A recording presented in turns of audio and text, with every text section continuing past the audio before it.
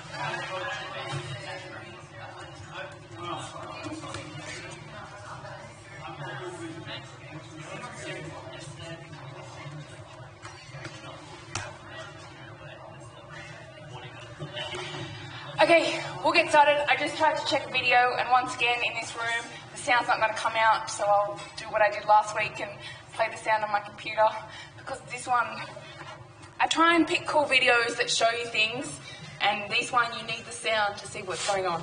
Okay, so we have 2 more lectures left. Today is tissue engineering, next Tuesday is tissue engineering.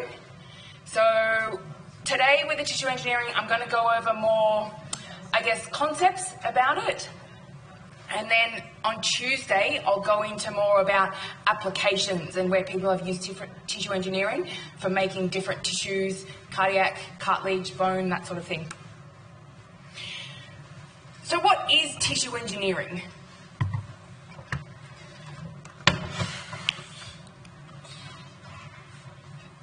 So when I have looked through textbooks and websites, different people will, I guess, define it as different things.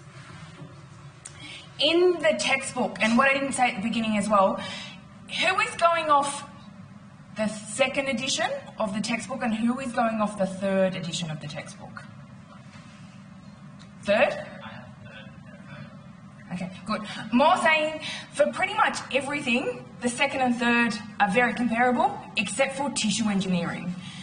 With tissue engineering, in the 2nd edition, there is a chapter. In the 3rd edition, there is a whole section. Okay, so if you, I guess for anybody that's also listening, if you're using the 2nd one, try and, I know it's online at the library, so to have a look at the chapters on tissue engineering in the 3rd edition of the textbook. So what is tissue engineering? 2 main concepts are either the growing of tissue in vitro, so that's in the lab, for transplantation, implanting it into someone, and then by using a combination of factors. So you can grow it outside of the body and then put it in, or the other, I guess, option for tissue engineering is in situ regeneration. So implanting something into the body that facilitates the body to grow its own tissues using a combination of factors. I will note, if you read the textbook chapter 3, it does also go into more cell transplantation as well. I'm not saying that's not tissue engineering, I'm just not going to focus on it because that sort of tissue engineering, there aren't as many biomaterials involved. So because I'm focusing on these two because it's a biomaterials subject. So I guess if you're looking at these, what are the common elements that you see between them? There's a scaffold. So whether you take the scaffold, put cells and grow it into a tissue and then implant it, or you take the scaffold, implant it into your patient, and by how you've prepared the scaffold, it's able to modulate tissue growth. There are cells involved, so whether it's you're putting cells on the tissue beforehand, on the scaffold beforehand, and then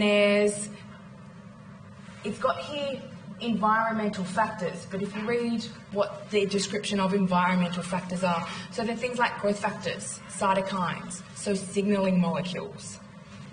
So for tissue engineering, and I guess in terms of looking at biomaterials and how we use biomaterials in tissue engineering, quite often you'll see these three components. Some people will have it as a triangle and each one at a different corner, or you have a combination of both. So it's a scaffold. Tissues aren't two-dimensional, tissues are three-dimensional.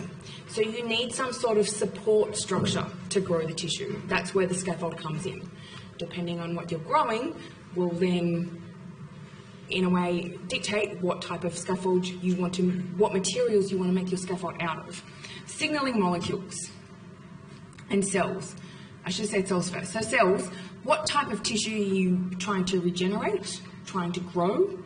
That will say what type of cells you want. So whether or not you use stem cells that you can differentiate into a particular cell type, or you've got cell types that are already the tissue, come from the tissue that you want in terms of, for example, dermal fibroblasts will grow into skin. So you can isolate them from skin and then repopulate them on the scaffold. If you go on cartilage, you might isolate chondrocytes. And here, I went through, when we were talking about in vitro testing, primary cells versus cell lines as well. So that also goes for scaffolds. Do you want to use a cell line? So a cell line is an immortalized cell that you probably don't want to implant into a human.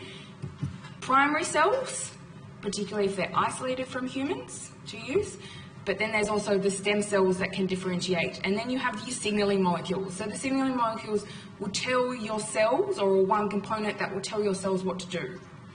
Some growth factors, for example, FGF2 and VEGF help blood vessels grow. So if you have them in the presence of endothelial cells, you're more likely to get the formation of blood vessels. So FGF2 is fibroblast growth factor 2. VEGF is vascular endothelial growth factor.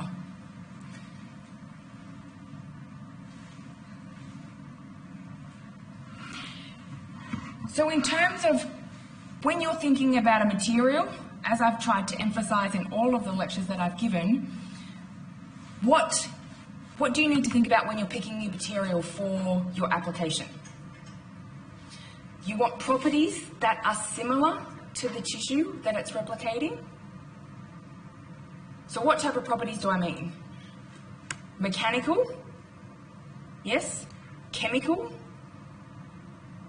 how it behaves under certain, I guess if you're if it's a tissue that's going to be on a lot of load, a tissue that is very hydrated, do the materials that you want to grow this tissue out of have those sorts of properties? Do you want something that's permanent? Do you want something that's degradable? Permanent for a hip implant, if it's metal, yes. Degradable, skin. You probably don't want the material sticking around in the skin for too long, so as your skin is growing, the tissue is growing once it's been implanted, you want that material to degrade. But then the other thing is how long do you want it to take to grade? Fast, slow? Particularly, there are cases of bones using different polymers, and they use polymers that will degrade over 2 or 3 years. So it's given it enough chance for the bone tissue to form, but then over time, the bone tissue will take over and this material will go.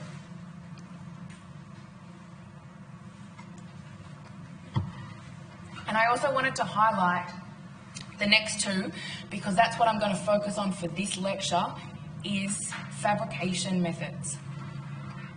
So what form or shape do you want it, particularly if it's a scaffold? Do you want a defined shape? Do you want to print it a special way? Do you want particular geometry? What method are you going to use to do that? So that's where different fabrication methods come in. And particularly for different fabrication methods, your fabrication method may be able to make the structure that you want, but can you use the polymer you want in that fabrication methods? And that's where these days a lot of the limitations are. You have a technique and you have a material, or you have something that you want to make and you have the material that you want to make it out of, but you may not necessarily have the equipment that you need that are then compatible with those two. So it's adding in another variable. So the next lot of slides, I know you would have done a little bit about 3D printing. There was a lecture close to the beginning of semester, yes? I watched it and I had a look at the techniques, and they were more about, I guess what I took away from it was introductory information about the fabrication techniques, yes? Did you go into much about different applications and looking at what people have done? So that's what I wanted to cover here. So I may be covering similar techniques, but I'll go into more of how people have used them for different applications, what people have done with them, the limitations and the advantages of them. And some of the examples are, they're publications that have come out this year. So this is what people are doing in the lab now, and some of them haven't made it to industry yet, but this is what people in academia or researchers think that this is where the future is going for these sorts of techniques. I'm going to concentrate on additive manufacturing. You've all heard of that before? Additive manufacturing, 3D printing, fused deposition modelling. So there are stereolithography. Have you heard of that? So additive manufacturing covers a whole big range of fabrication techniques. Additive manufacturing just means you're adding on one layer onto a top to manufacture. But there are many different ways that you can do it. Here is just a schematic of showing the timeline of different additive manufacturing technologies. This comes from a paper on tissue engineering. So it's specifically 2 techniques that are used to fabricate scaffolds for tissue engineering applications. So they could be used somewhere else, but here is more in the medical device, medical sphere. And you can see that, particularly when you're coming up to, 18 years ago to now, how much has come out within this range. This field is huge. So fused deposition modelling. Have you heard of that technique before? So this one has been around for a little while. It's a form, and probably the 3D printers that they have in the lab that you guys would have used for, I don't know exactly, it's a very similar technique. You have a polymer that you feed into your machine. It's got here a liquefier. So because it prints, it needs it to be in a molten state, or it needs to be able to print certain structures or geometries. You can't have a hard polymer, it needs to be soft. So that's where it liquefies it. How do you liquefy polymers? So how do you take a polymer that's hard and turn it into something that's soft? Usually you add heat, so you're melting it. Another thing that you can do is dissolve it in a solvent. But if you do that, you're adding in solvents and it's also lowering the concentration. So for FDM, it usually is you're adding heat. And FDM is a 3D printing technique that if you have a CAD drawing, you can then print the structure that you want. So this is an example of a company, it's a fair while ago, so this paper was from 2010. It was a spin-off company that came out of academia in Singapore. So this company was making FDM scaffolds for cranial defects. So they were making personal implants. You have a patient that has a cranial defect, you can take a scan of their skull, you can work out the shape that you need to print, you can print that, you can then implant it or put it in the defect, and then over time, given the right conditions, the bone will form. So this is an example of the second technique when I said there's two different ways or two different types of tissue engineering. This is making a scaffold, implanting it into the body, and then by doing that, the body is then forming a tissue. So this is the defect. Sorry, this is the 3D print of the defect. So it's taking a CAD scan of the patient's skull. You can then 3D print it. This is the patient's skull. You can see, I keep on using red over red. Hopefully you can see where the defect is. You've got then the defect implanted. Notice as well, this matches up to the shape, but then you have this extra added mesh over the sides as well. So to help it attach to the bone, you've got a little bit extra. And this image here is looking at CT images. So CT, scanning technique. Have you guys done the imaging subject? Yep. So, big bit of bone missing for the patient beforehand. After 6 months, so this is where it was before, the bone hasn't completely reformed, and with CT, the polymer that was used to make this, you probably won't see it. It might come up faint in the CT depending on what the resolution was, but this bit of white here that you're seeing, that's the bone that has formed. So printing off a PCL scaffold, so polycaprolactone scaffold, implanting it into the defect, after 6 months, you've got new bone forming.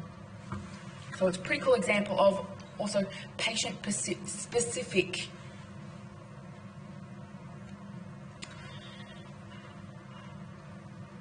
So here, the academic who formed the company that did the skull, he's now in Australia, and this is what he is now doing in academia in terms of patient printing or printing patient-specific.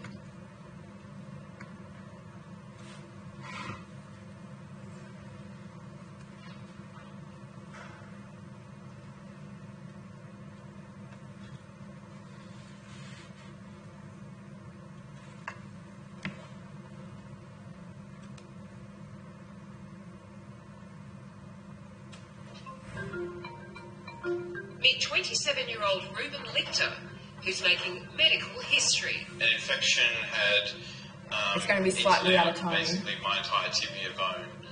So it was either amputation above the knee, or I could try this experimental procedure. It was something that had never been done before, and Ruben came along as an ideal candidate to embark on what is world-first surgery. Last month, Ruben had a 3D printed bone scaffold implanted into his leg at Brisbane's Princess Alexandra So Hospital. take note how big the defect is. Surgery was nothing short of miraculous. This is an exact model of Ruben's leg before the operation. So there's quite a lot of bone missing there, 36 centimetres in fact. And then to bridge that gap, we've used these 3D printed models, which each slot into the bony defect, and then to create living bone, what we've had to do is line the inside. That white bit there is holding the two bits together. That's not a bit of bone, so it's a complete gap. The bone with its blood supply intact, and then a transplant from the knee of the opposite side. Then the roof of the scaffold is put on top, and then we wait for the bone to form. The scaffold was designed here at the University of Technology, Queensland, by Professor Dietmar Hutmacher. So it took us to be used on humans a development time, a total of 10 years. So we did a number of preclinical studies where we proved the concept that this patient-specific scaffolds would really regenerate large bone defects. And he has high hopes for what his designs will do for medicine in the future. Bone tissue engineering is one program we work on, but another big program where we actually also have a lot of preclinical data is in the area of breast tissue engineering. And what we can foresee, if everything works well, we will start a clinical trial by the end of next year for 3D printed breast scaffolds, which are for patients which undergo mastectomies.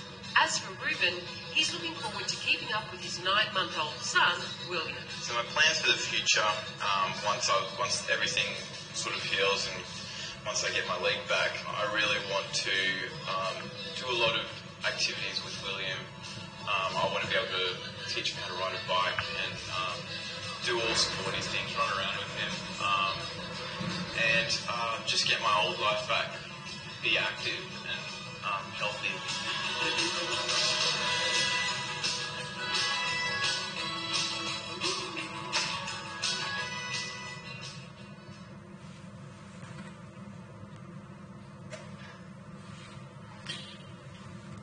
So that is an example. I guess if you think about it, how big did he say the defect was? About 30 centimetres. So that's a fair big chunk of bone.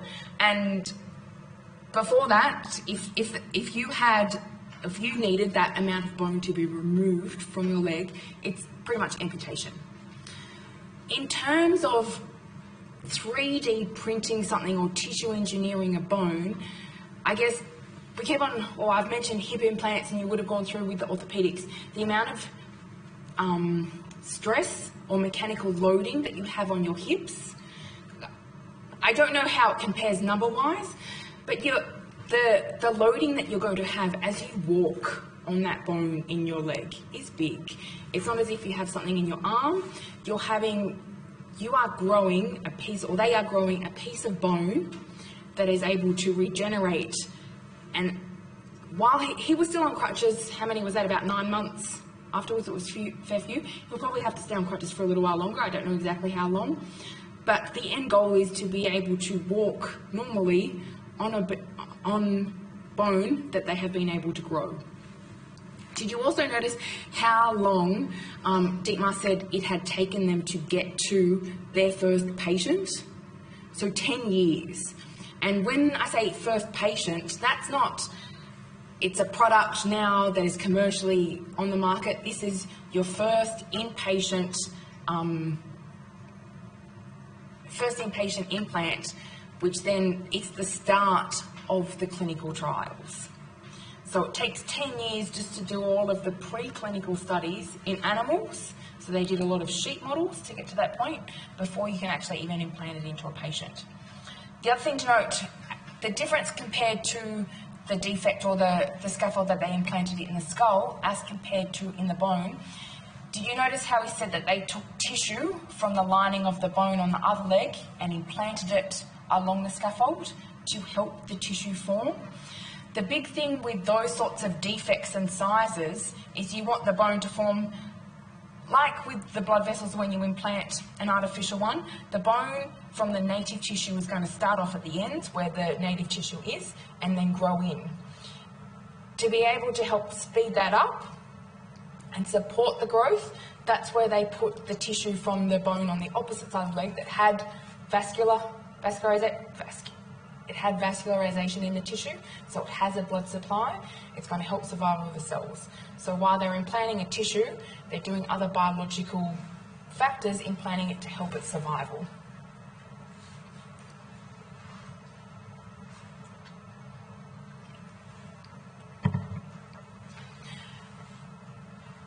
So you would have gone through, so that's examples of FDM. Electrospinning, you guys went through electrospinning in both the polymer lecture and the 3D printing, if I'm not wrong. Yes? No? So electrospinning is here, particularly with this one. You don't, for this example, it's not a molten polymer. It's a polymer that's been dissolved in a particular solution. So depending on what the polymer is, it's going to have a different solvent. So the polymer goes in here, it then comes out of a needle, and this, you apply a voltage. Positive, negative. High voltage, around anywhere from 10 to 30 kilovolts. So it's quite high. The distance is around 10 to 15 centimetres. By doing that, you can draw out a fibre, it'll spin, and you'll get a scaffold or a mat that will form on here. So the reason why I went through that is because going into now a little bit more detail about how you choose your different applications and what you want them for. So you're obviously limited, well not limited, but the material that you want to use based on the application is a choice. What you want it to be fabricated into is a choice that you need to make. So with FDM and a lot of the techniques where you use a polymer that has to be molten, quite often PCl, so polycaprolactone, I've mentioned that one before, is the polymer that is often used. The reason why it is used is its melting point is around 68 degrees. That's very nice to work with because you don't have to heat it up too much before it turns, before it goes into its molten state and you can extrude it. A lot of the other polymers, polystyrene, some of the harder ones, PMMA, depending on what molecular rate it is, you have to heat it up over 150, 200 degrees to get it into a molten state, which then, in terms of fabricating it, it's not the easiest thing to do. So now if you're looking at different techniques to make the scaffolds and think about what type of scaffolds they make. So with solid freeform fabrication, that's your FDM and your stereolithography, you're often limited by the size of the scaffold fibres that you're going to make. So here, your scaffold fibres are about 0.5 millimetre or bigger. And then the pore size, so if you're making a scaffold, you're going to want pores so the cells can go through it and grow the tissue. The pore size is around 100 microns to around 200 centimetres. On the other hand, you have solution electrospinning, which makes very nice nano fibres, very small fibres, nanoscale, and then you have a pore size of less than a micron, so nanopores to around 10. So think of yourself as a cell. You have these two types of scaffolds. If you're a cell that comes into contact with them, what do you view them as? Do you view them as a 3D structure that you can move in and out of? Or do you view them as something that's more 2D?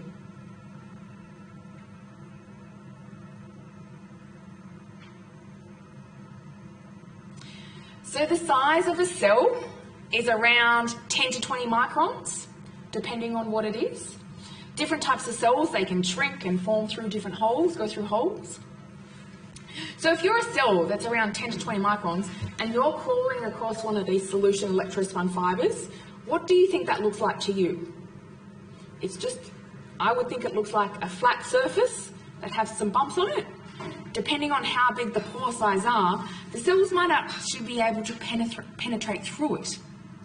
So if you're wanting to make a 3D scaffold that cells can infiltrate through, you want to make sure the pore size is big enough, yes? You want to make sure that the fibres that they're going to grab onto are big enough that the cell, the filopodia that the cells use to grab on things, so where they attach onto them, it's big enough that they can grab onto it, but not so big that by grabbing onto it, they're grabbing a whole lot of fibres at the same time. Am I explaining it so that it's making sense? So I would think that the solution electrospun, it's just a mat that has lots of bumps over it. And depending on the pore size, the cells can't probably go in. On the other side of the scale with your solid freeform, if the cell is around 10 to 20 microns and you have a fibre that's 500 microns, one single cell, it's not going to see it as a 3D structure. It's going to see it as this big pole that it will wrap half a way around. And in terms of a pore size, if you have pore sizes that are 100 microns thick, so 10 times bigger than the cells, what do you think if you put cells on it and try to grow something, what do you think is going to happen to the cells if the pores are that big? They just fall straight through. So that's another thing in terms of the scaffold geometry. And until recently, a lot of the scaffolds, they were either on this scale, so if they weren't made by solution electrospinning, they were your nanofibers, or you had scaffolds on the other side where you had these fibers that were, the cells weren't viewing them as a 3D structure, and you were having these pores so that the cells would fall straight through it. So a lot of people were trying to find this middle ground where you have fibers that are around the same size as the cell, so the cells can grab onto it, and then pores so that the cells can go through it, but they're not just going to drop straight to the end or to the bottom. And that's where people started to combine electrospinning and different additive manufacturing techniques. So they combined parts of electrospinning with parts of FDM. So with FDM, when it's a molten polymer and it gets extruded out, the fibre size that you make is dependent on how big this nozzle is. And the limitations there are, if you want to get a little tiny hole to push it out and you've got a molten polymer, the amount of pressure you have to put on it to extrude it out, sometimes it goes past the limitations. And that's why with those sorts of techniques, you can't get fibres that are smaller than around 500 because the amount of pressure that you need to push it out, you just can't do it. With electrospinning, with the solution one, the the gradient that you get between the positive and the negative, it starts to draw the polymer. So it's drawing out a polymer and it's making it thinner. So by having a molten polymer that goes in here, it's coming out the same size as what the needle or the spinneret that you have can go through, but then by putting an electric charge on either end, you're able to draw it out and make it a little bit thinner.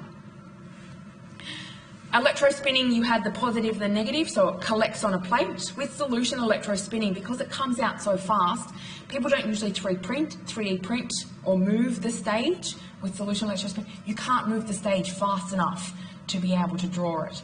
But with this melt electrospinning, so melting the FDM part and the electrospinning, it's coming out slow enough that you can move the stage and print it.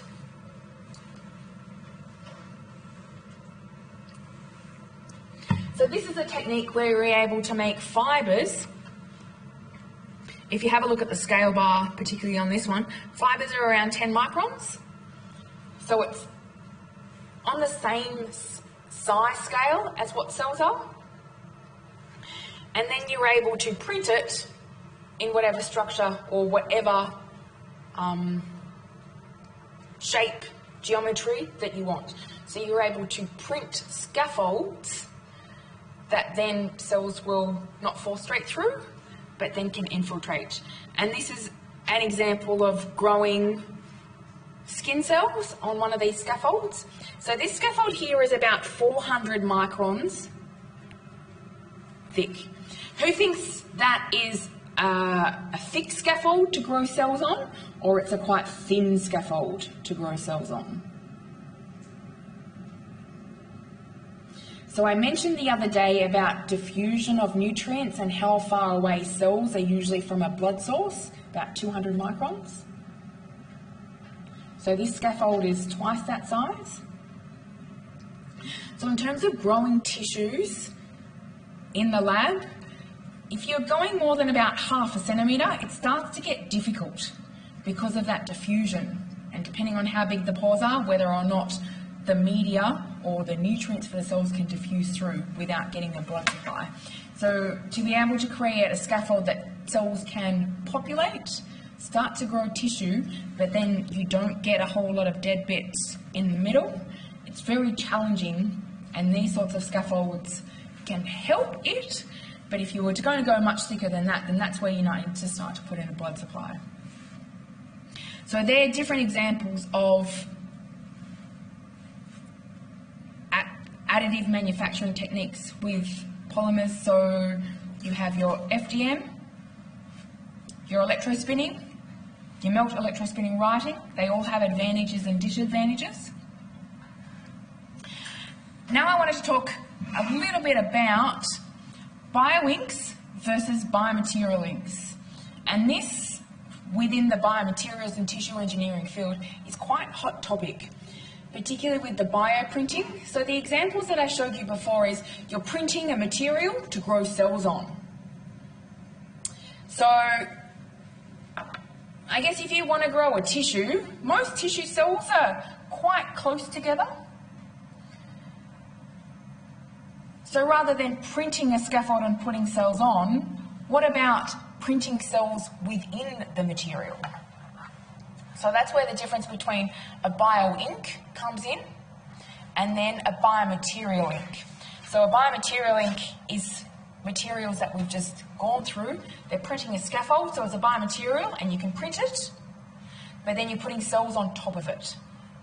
Whereas a bio-ink, you're now developing materials that print or extrude out of your printer based on the printing,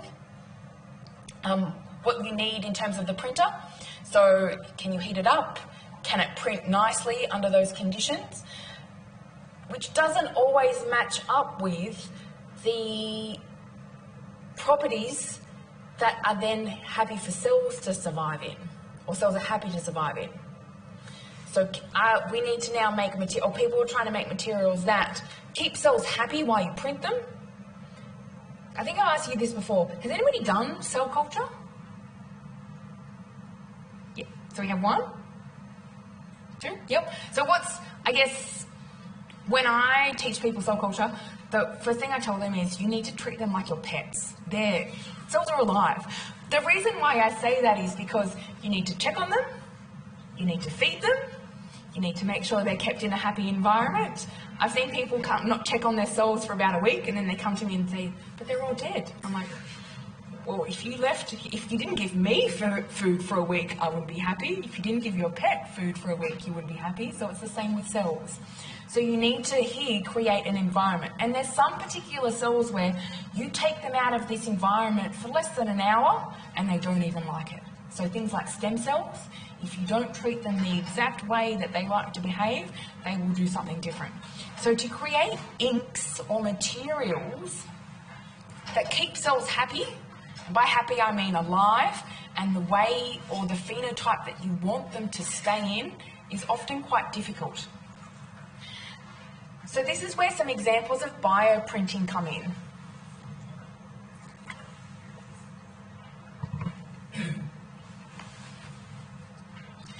Bioprinting is pretty big, particularly for printing soft tissues. So cardiac, cartilage, skin, all of these soft tissues are very, very favourable for bioprinting. So here's just some examples of layer by layer fabrication. You build it up. They're making, it doesn't actually say what the application, well no, they're putting hepatocytes in. So they might be trying to grow an artificial liver. Some cell aggregates and then some more. This would have been looking at the hepatocytes, so liver cells with them and how they behave. So I'll go through some examples in more detail. This is an example of what I was saying, how you have the material properties for printing and then you have your material properties for the cells. So a lot of these soft bio inks are hydrogels. Has anybody worked with hydrogels before? Hydrogels, to make it into a gel, it needs to be cross-linked. So it's usually a solution, you do something to it to cross-link it, and then it forms the gel. Depending on what polymer you use or what material you use, you'll cross-link it in different ways. So this is one example of, if you take sodium alginate. Has anybody heard of sodium alginate before? So seaweed. This material cross-links in the presence of calcium ions. So you just need to make a calcium chloride solution, you drop sodium alginate in it, and it cross-links, and you can form beads and a whole lot of cool things. So it's a very easy way of encapsulating cells. You have a sodium alginate solution that you put your cells in, you can put droplets of it into a calcium chloride bath, and then you get these little spheres that have cells in it. This is where this, I guess, diagram comes in, where you have conditions that are good for cells. So the cells like it when they have a lower percentage of polymers and a lower calcium chloride concentration. But if you want to print these materials, quite often you need a higher percentage of polymer, more viscous, easier to print with a defined structure. And then the calcium chloride is also higher percentage, you're going to have more calcium chloride ions, it's going to cross-link faster. Cells don't like the higher percentage of calcium chloride or sodium alginate. So quite often with these different hydrogel systems, there is a very small window where you have properties that the cells like, but then also the properties are favourable for printing. The other thing that I will talk about with the bioprinting is quite often people are developing their own bio inks depending on what the printer is. Because the printer, different companies make different printers that have different specifications. An ink on one may not necessarily work on an ink on another one. So here's an example, and I guess the other thing with hydrogels is, hydrogels, depending on the properties, quite soft. Do you reckon they hold their shape nicely? Some do, some don't. So people are now developing different methods to print hydrogels and have quite a nice defined structure. So here's some examples of a hydrogel system where they were changing the cross-linking method. And I'll show you on the next slide how the two cross-linkings compare to how the structure stays defined. So when we were printing polymers like the PCL with the FDM and the melt electrospinning writing, you got a nicely defined shape. If you were to have done that with a sodium alginate solution, depending on how quickly you cross-link it, it will just form into a blob.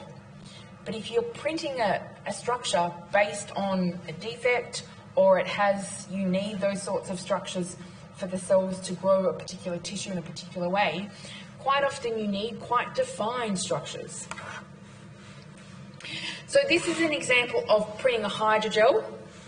So here, a hydrogel that's made from gelatin that has methacrylate functionalized. It has methacrylate on there so it can cross-link, and then it's got some collagen in it as well. So for a long, long time, the way that we have cross-linked these types of hydrogels is with using UV light. So the other thing with UV light, do you reckon cells like UV light? You can do it at a particular wavelength, but after a long period of time, it starts to kill the cells. So in this paper, they have developed a cross-linking technique that uses visible light. So they were just getting their iPhones and shining the torch, and it was able to cross-link this polymer, which is a pretty cool system. But then they were also having a look at, it's a cool system, but does it actually improve structure fidelity? So how, once you print something, does it stay with that structure over time, or does it change? But then also, do the cells like it? So they've made this cool system that will cross-link with visible light rather than UV Does it enhance the cell growth? Does it kill it even more? So this is looking at the UV cross-linking system or the visible light one. These are just examples of how strong the light is. So the stronger it is, it will usually cross-link faster. If you use the light if it's too strong, particularly UV light, it's going to kill the cells. Just think of it with sunlight. More intense sunlight, you get sunburn. More intense UV, it starts to kill the cells.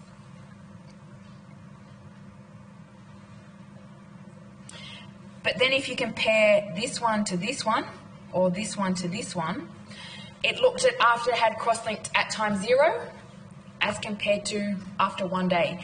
If you cross-link it with using these methods, does it actually retain its structure?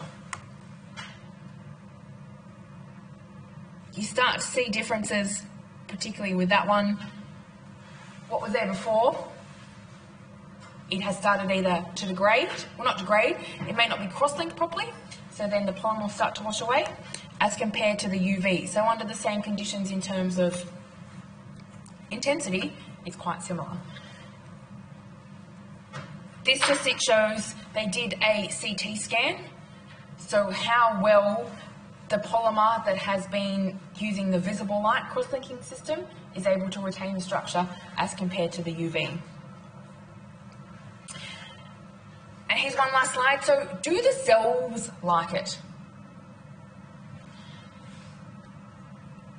So in the black bars, you have cell viability. So they've taken these materials, they've put cells in them, they've then printed them, they've cross-linked them with either the UV light or the visible light at different intensities as well, and looked at whether or not cells were able to survive.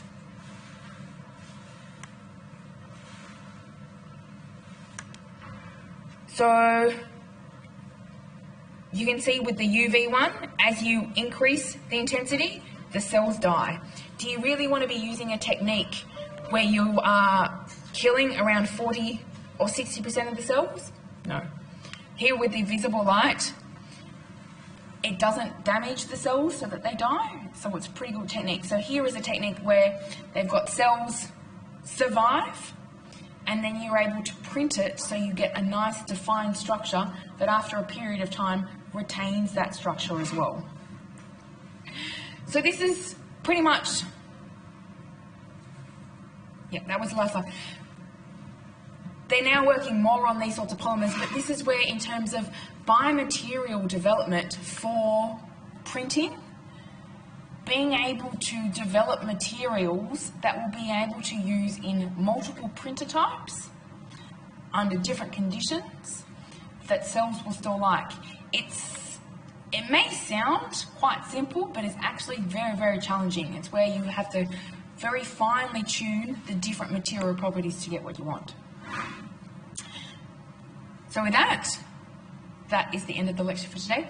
Does anybody have any questions? It's Friday afternoon. Okay, have a good weekend. I will see you guys on Tuesday. So Tuesday is the last lecture.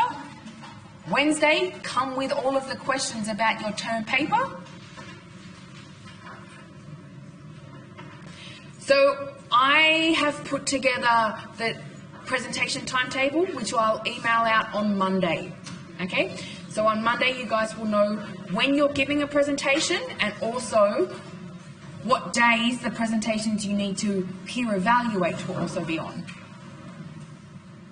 Okay?